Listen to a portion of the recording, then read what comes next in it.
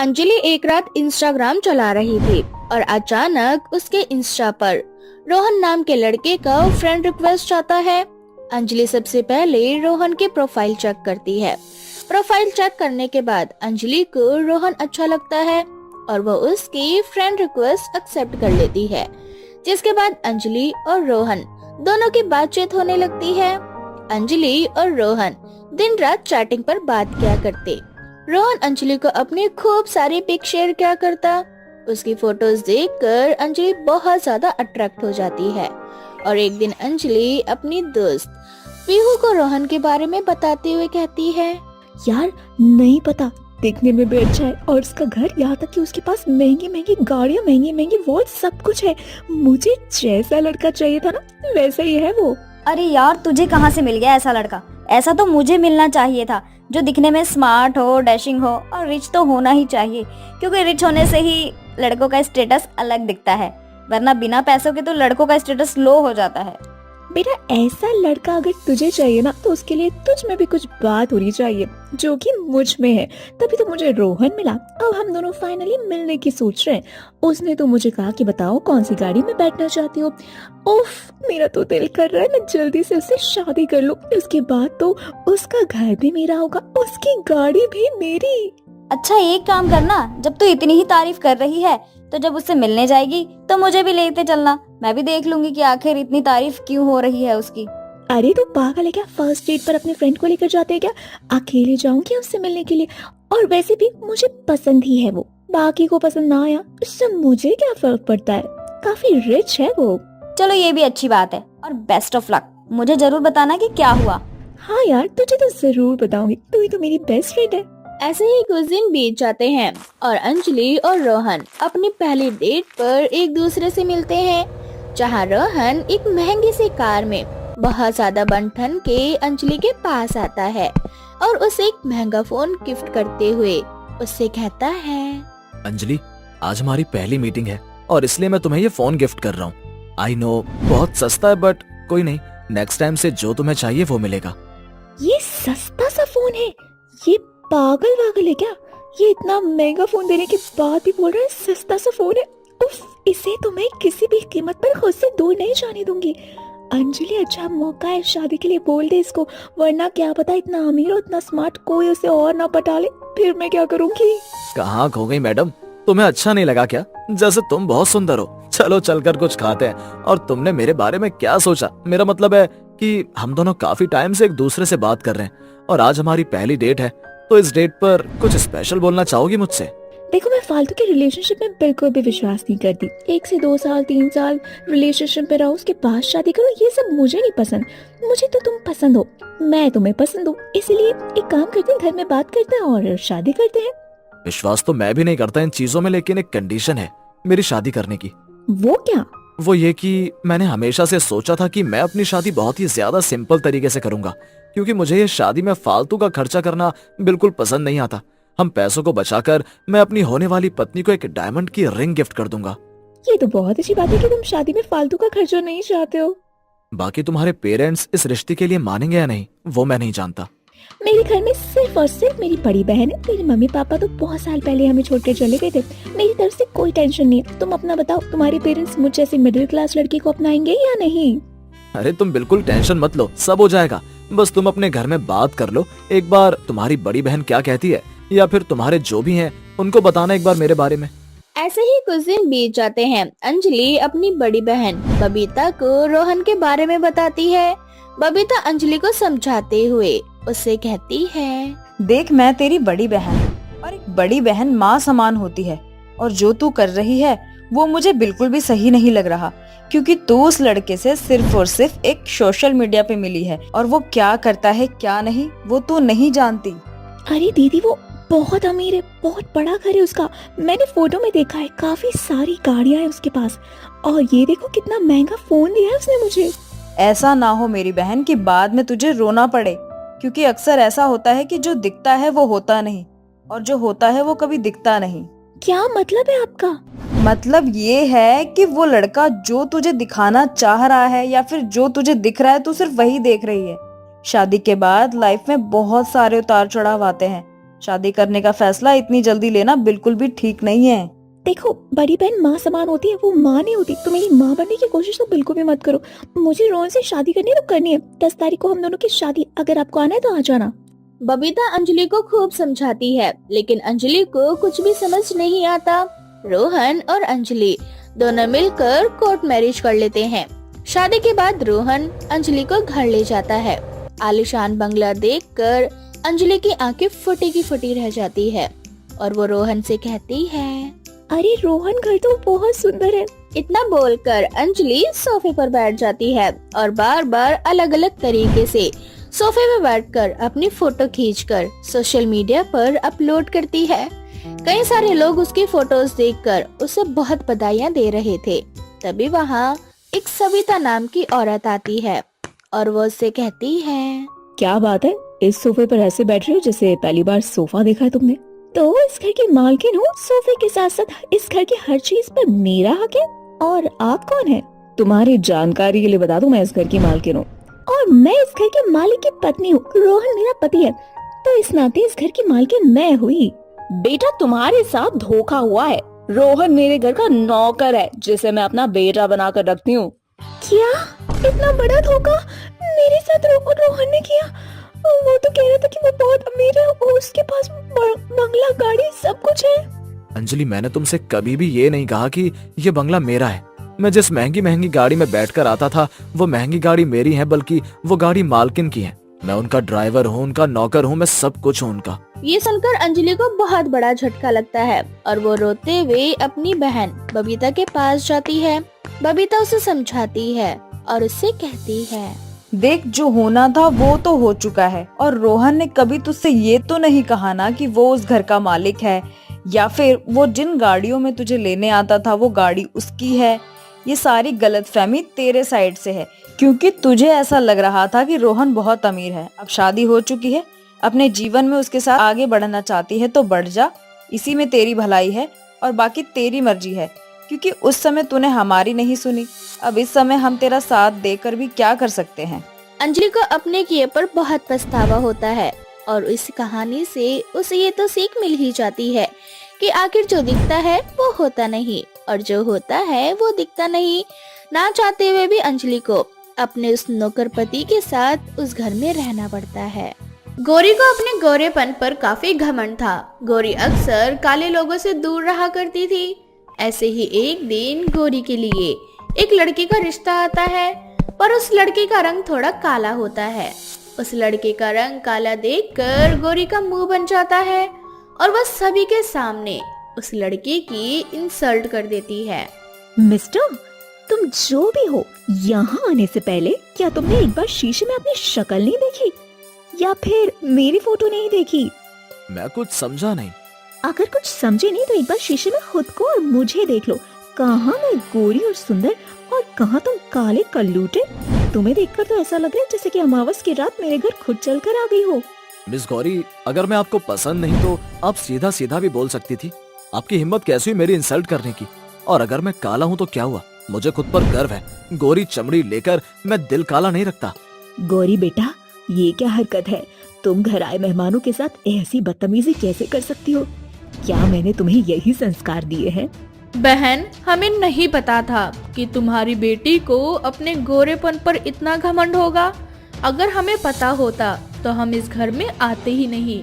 माना कि मेरा बेटा थोड़ा सांवला है, पर इसका मतलब ये नहीं कि तुम्हारी बेटी मेरे बेटे का मजाक बनाए। बहन, मैं अपनी बेटी की तरफ से आपसे माफी मांगती हूँ। अरे बहन, तुम्हारी बेटी क्या इस रिश्ते को ठुकराएगी? मैं खुद इस रिश्ते को लात मार कर जाती हूँ। रुको माँ, जाने से पहले मुझे एक बार लड़की का असली चेहरा तो दिखा देने दो। गौरी, तुम जिस काले रंग से भाग रही हो, तुम्हारी किस्मत उसी काले रंग से लिखी गई है। तुम्हारी पूरी जिंदगी काले लोगों के साथ बीतेगी। इस तरह से लड़के वाले नाराज होकर वहाँ से चले जाते हैं। लड़के वालों के जाने के बाद निकिता गौरी को खूब समझाती है, पर फिर भी गौरी अपनी माँ की एक नहीं सुनती। माँ, सच में मुझे समझ नहीं आता कि आपको आखिर हो क्या गया है। आपको दिखाई नहीं देता क्या मैं कितनी गोरी और सुंदर हूँ? फिर भी आप मेरी शादी उस काले बंदर से करवाना चाह रही थी। अब ऐसे ही कुछ दिन बीत जाते हैं और एक बार फिर गौरी के लिए अमर नाम के बहुत ही अच्छे लड़के का रिश्ता आता है, पर अमर का रंग भी थोड़ा काला होता है और निकिता नहीं चाहती थी कि इस बार भी उसके हाथ से ये रिश्ता निकले, इसलिए वो गौरी से सारा सच छुपा लेती है और धोखाधड़ी से अपनी बेटी की शादी अमर से करवा देती है। शादी के बाद जब गौरी अपने पति और ससुराल वालों का काला रंग देखती है तो उसके पैरों तले जमीन खिसक जाती है। माँ ने तो कहा था कि मेरे ससुराल में सभी लोग गोरे हैं, पर यहाँ तो सारे के सारे काले खलूटे हैं। मुझ जैसी गोरी चांदनी को माँ ने काले लोगों के बीच कैसे धकेल दिया। अब मैं इन काले लोगों के साथ कैसे रहूंगी? मेरे साथ इतना बड़ा धोखा। गौरी क्या हुआ, तुम बहुत परेशान नजर आ रही हो। परेशान तो नजर आऊंगी ही ना, आखिर आप सब लोगों ने मिलकर मुझे इतना बड़ा जो धोखा दिया है। माँ ने मुझे कहा था कि लड़का और उसका पूरा परिवार दूध की तरह गोरा चिट्टा है, पर आप सब तो कोयले से भी ज्यादा काले निकले। मैं काले लोगों के साथ नहीं रह सकती। देखो गौरी, तुम्हें मेरे साथ नहीं रहना तो मत रहो, पर मेरी माँ को दिल की बीमारी है। प्लीज मेरी माँ के बारे में थोड़ा सोच लो और मुझे कुछ दिनों का समय दे दो। अगर तुम घर आते ही इस तरह से मुझे और मेरे घर वालों को छोड़कर चली जाओगी तो मेरी माँ ये सदमा बर्दाश्त नहीं कर पाएगी। देखो मैं तुम्हारे आगे हाथ जोड़ता हूँ। अच्छा ठीक है, पर मेरी एक शर्त है, इस घर में मैं 1 महीने से 1 दिन भी ज्यादा नहीं रहूंगी, क्योंकि तुम लोगों का काला रंग देखकर मुझे घुटन हो रही है। मुझे डर लग रहा है अगर मैं इस काले ससुराल में रही तो शायद मैं भी काली ना हो जाऊं और मेरे होने वाले बच्चे वो भी तुम्हारी तरह कोयले के खदान निकलेंगे। नहीं नहीं नहीं नहीं, मैं ऐसा नहीं होने दूंगी। अमर गौरी के आगे रिक्वेस्ट करता है, जिसके बाद गौरी रुकने के लिए मान जाती है और वो अपनी हरकतों से बाज नहीं आती। गौरी को आए अभी 4 दिन भी नहीं हुए थे कि उसने अपना असली रूप दिखाना शुरू कर दिया था। आपकी हिम्मत कैसे हुई आंटी जी मेरे मेकअप के सामान को हाथ लगाने की? बहू मैं तेरी आंटी नहीं बल्कि सास हूँ, और मैं तो बस यहाँ तेरा मेकअप का सामान देख रही थी। कल तेरी ननद का कॉलेज का लास्ट दिन है और उसने मुझे बोला था कि मैं तुझसे एक बार बात कर लूँ, ताकि कल वो जब वो कॉलेज जाए तो तू उसका मेकअप कर दे। परी नाम रखने से कोई परी नहीं बन जाता आंटी जी, और आपका तो पूरा खानदान काला कलूटा है, और इस सच को मान लीजिए। और आपकी परी को मैं कितना ही मेकअप क्यों ना लगा दूं, कोयला हीरा नहीं बन सकता। बहू तू मत भूल कि हीरा भी कोयले की खदान से ही बरामद होता है। और एक बात मैं अच्छे से जानती हूँ कि तू हम घर वालों को बिल्कुल भी पसंद नहीं करती, क्योंकि हम सब काले हैं और मैंने तेरे और अपने बेटे की बातें सुन ली थी। इसीलिए अब मैं खुद कहती हूँ कि तुझे अगर यहाँ से जाना है तो चली जा। इस तरह से गौरी की सास वहाँ से चली जाती है, पर गौरी की माँ ने भी उसे सख्त हिदायत दे दी थी कि वो गलती से भी अपने मायके में कदम ना रखे। अब गौरी के पास ससुराल में रहने के अलावा और कोई दूसरा रास्ता नहीं था। इस तरह से गौरी अपने ससुराल में तो रहती है, पर अपने ही ससुराल वालों को परेशान करके रख देती है। एक दिन गौरी फोन में कुछ मेडिसिन देखती है जिसे लगाने से सुंदरता और गोरापन और निखार आता है। अब क्या था, गौरी फटाफट दवाई मंगवा लेती है। उस दवाई को खाने के बाद गौरी का मुंह पूरी तरह से खराब हो जाता है। ये मेरे चेहरे को क्या हो गया? ये तो पूरी तरह से खराब हो गया। अब तो मैं अपने दोस्तों के साथ पार्टी करने भी नहीं जा सकती। उन लोगों ने मेरा ऐसा चेहरा देख लिया तो मेरा कितना मजाक बनाएंगे। गौरी के रोने की आवाज सुनकर परी वहां आती है, और जब परी देखती है कि उसकी भाभी का चेहरा पूरी तरह से खराब हो गया है तो वो घरेलू नुस्खे से एक लेप बनाती है और अपनी भाभी के चेहरे पर लगा देती है। भाभी आप चिंता मत कीजिए, इस लेप में किसी भी तरह का केमिकल नहीं है। आपको बस 1 हफ्ते इस लेप को लगाना है, फिर देखना आपका रंग और रूप पहले से भी ज्यादा उभर कर आएगा। और होता भी बिल्कुल ऐसा ही है। गौरी 1 हफ्ते तक उसी लेप को लगाती है और 1 हफ्ते के अंदर अंदर गौरी का गोरापन और भी ज्यादा निखर कर आ जाता है। ये देखकर गौरी को अपनी गलती का एहसास होता है। माँ जी, अमर जी और परी, आप तीनों मुझे माफ कर दीजिए। अपना काला ससुराल देखकर मेरे पैरों तले जमीन खिसक गई थी, क्योंकि मैं हमेशा से चाहती थी कि मेरे ससुराल भी मेरी तरह गोरा और सुंदर हो। मैं कभी भी काले लोगों के साथ बातचीत भी नहीं करती थी, और यहाँ मुझे काले लोगों के बीच रहना था। ये सब मेरे लिए एक्सेप्ट करना बहुत मुश्किल था, इसलिए मैंने आप लोगों के साथ इस तरह की हरकतें की। बहू इंसान तो गलतियों का पुतला होता है और हर इंसान से कोई ना कोई गलती जरूर होती है। वैसे ही तुझसे भी हो गई, लेकिन मुझे खुशी इस बात की है कि तुझे अपनी गलती का एहसास हो चुका है। भाभी, अब जब मुझे लड़के वाले देखने आएंगे ना, तब तो आप मेरा मेकअप करोगी ना अपनी तरह। खुद से भी कहीं ज्यादा अच्छा मेकअप करूंगी मैं तुम्हारा। लड़के वालों की तुमसे नजर नहीं हटेगी, देख लेना। इस तरह से गोरी बहू का काला ससुराल अपनी गोरी बहू की गलतियों को नजरअंदाज कर देता है और उसे माफ कर देता है। तो वहीं दूसरी ओर गोरी भी अपने काले ससुराल को दिल से अपना लेती है और पुरानी सभी गिले शिकवों को भूल जाती है। एक समय की बात है, बिहार में बाढ़ ने कोहराम मचा रखा था। बहुत सारे परिवार बिछड़ चुके थे, बहुत लोगों ने अपनी जान गंवाई तो बहुत लोग बेसहारा हो गए। उन्हीं में से ये कहानी है चुन्नू और मुन्नू की। बिहार में बाढ़ के कारण इनका घर भी तहस नहस हो गया था, साथ ही इनके सर से माँ बाप का साया भी छिन गया था। दोनों बच्चे अनाथ हो चुके थे। सरकार की ओर से इन्हें एक अनाथ आश्रम में छोड़ दिया जाता है। चुन्नू बड़ा और मुन्नू छोटा होता है। चुन्नू अक्सर अपने छोटे भाई मुन्नू को दिलासा दिया करता था कि सब कुछ ठीक हो जाएगा। ऐसे ही अनाथ आश्रम में वहां के कर्मचारी सभी बच्चों को लाइन से बिठाकर खाना परोस रहे होते हैं। तभी मुन्नू रोते हुए अपने भाई से कहता है, भैया मुझे मम्मी की याद आ रही है। मैं खाना नहीं खाऊंगा, मुझे माँ के हाथ से खाना खाना है। तुम्हें तो पता है ना भैया, जब तक माँ मुझे खाना नहीं खिला देती तब तक मैं खाना नहीं खाता।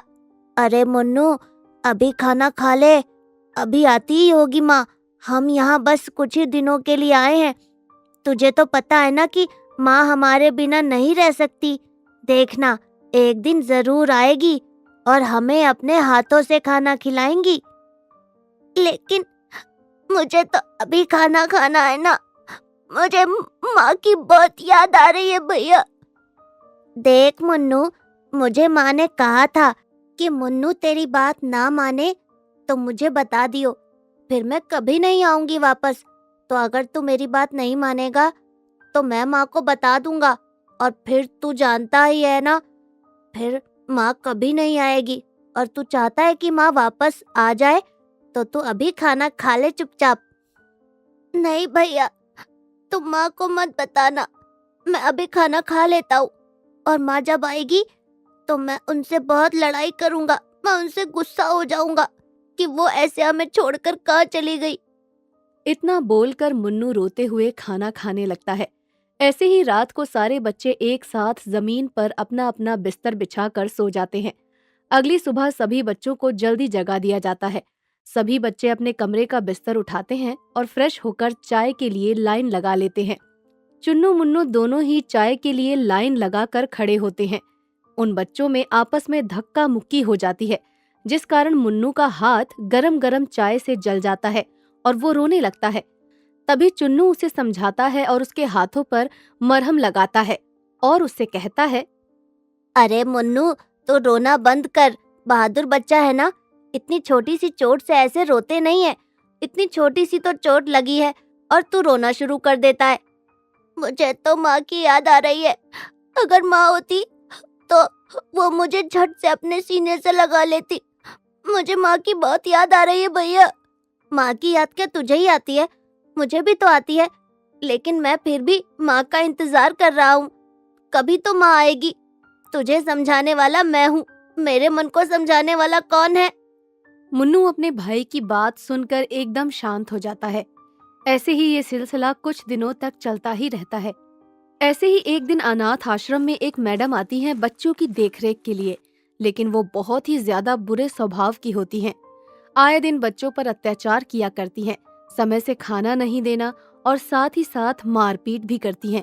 एक दिन मुन्नू को अपनी माँ की याद आ रही होती है। अपनी माँ को याद करते हुए वो रोने लग जाता है। तभी वो मैडम वहाँ पर आती हैं और मुन्नू को डराते धमकाते हुए कहती हैं, हाँ, तू क्यों रो रहा है यहाँ पर? और भी तो बच्चे हैं ना यहाँ पे, सबके माँ बाप तो मर चुके हैं, लेकिन कोई बच्चा नहीं रोता। तू यहाँ पे स्पेशल है क्या? मैडम, आप चिंता मत करो, मैं अपने भाई को समझा लूंगा, उसे चुप करा लूंगा। लेकिन आप उसे ऐसे मत डांटो, वो अभी बहुत छोटा है। तू अब मुझसे जुबान लड़ाएगा? रुक, मैं तुझे अभी बताती हूँ। वो मैडम चुन्नू को मारने लगती हैं। चुन्नू बेचारा रोने लगता है, मगर उस मैडम को उन बच्चों के ऊपर बिल्कुल भी दया नहीं आती। उन बच्चों को मारने के बाद वो मैडम कहती हैं, तुम बच्चों में से अगर किसी ने भी यहाँ के कर्मचारी को ये बताने की कोशिश की ना कि तुम्हारे साथ मैंने क्या किया है, तो मुझसे बुरा कोई नहीं होगा। मैं तुम्हें बहुत बुरे तरीके से मारूंगी।